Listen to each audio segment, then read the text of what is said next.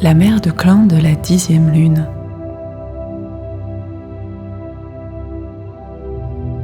Celle qui tisse la toile, la tisseuse, représente le principe créatif à l'intérieur de toute chose. Son cycle lunaire tombe au mois d'octobre. Il est en relation avec la couleur rose. Son cycle de vérité est de travailler avec la vérité. Elle nous apprend comment utiliser nos mains pour créer la beauté et la vérité sous des formes tangibles. Le rose est la couleur de la créativité. La tisseuse nous enseigne à utiliser l'art et le savoir-faire pour donner forme à nos idées et nos rêves dans le monde physique. Par l'utilisation de nos mains, nous montrons notre bonne volonté à être au service de tous ceux à qui nous sommes reliés.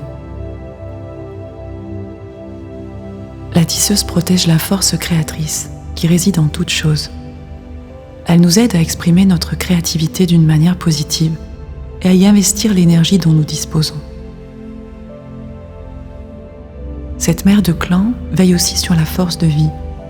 Elle nous apprend à créer notre santé, à extérioriser nos rêves, à développer et à nous servir de nos dons et à avoir accès à notre potentiel spirituel. La mère de clan de la 10e lune est la mère des principes de création et de destruction.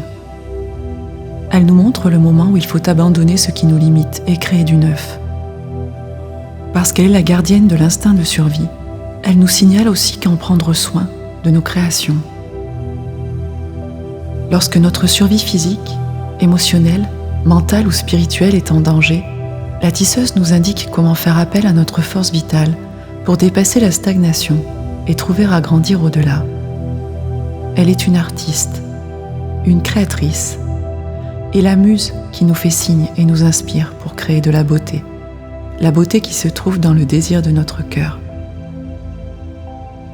En réalisant quelque chose de concret et en donnant toute la beauté possible à notre création, nous comprenons que la substance de nos rêves peut se matérialiser, que nos visions peuvent prendre forme. Tout au long des étapes nécessaires pour donner vie à nos rêves, la tisseuse nous révèle comment utiliser la force vitale qui se trouve dans les 4 éléments: air, terre, eau et feu. Nous apprenons à incorporer ces éléments à notre propre force créatrice, qui est le don reçu du grand mystère.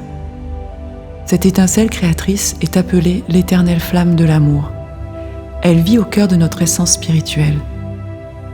Lorsque le désir de créer est en place, nous devenons capables de prendre la décision d'être. Nous donnons alors forme à notre essence spirituelle, ou Orenda, en exprimant ce que nous sommes. La tisseuse, comme la grand-mère araignée qui a tissé la toile de l'univers, nous apprend comment tisser la toile de nos expériences. Elle nous montre comment chacun des cercles que nous créons grandit jusqu'à toucher les cercles de toutes les autres formes de vie. Les toiles que nous tissons peuvent nous emprisonner si nous ne les créons pas dans la vérité. Cette mère de clan nous demande de travailler avec et pour la vérité, de façon à manifester le rêve d'un monde que toutes les formes de vie puissent partager. Une toile créée dans l'avidité finira par emprisonner et dévorer celui-là même qui l'a tissé, parce que ses fils sont trop serrés pour qu'il soit possible de donner, recevoir et partager. Une toile trop lâche, tissée sans soin, manquera du savoir-faire indispensable pour qu'elle soit résistante et puisse durer. Tissée dans la peur, une toile attirera les leçons qui lui correspondent pour dépasser cette peur. Une toile tissée dans l'amour créatif et le désir de partager l'abondance recueillie par ses fils d'argent durera jusqu'à l'accomplissement du rêve. Quand nous avons besoin de savoir comment faire pour que notre rêve devienne réalité, c'est vers cette mère de clan que nous nous tournons.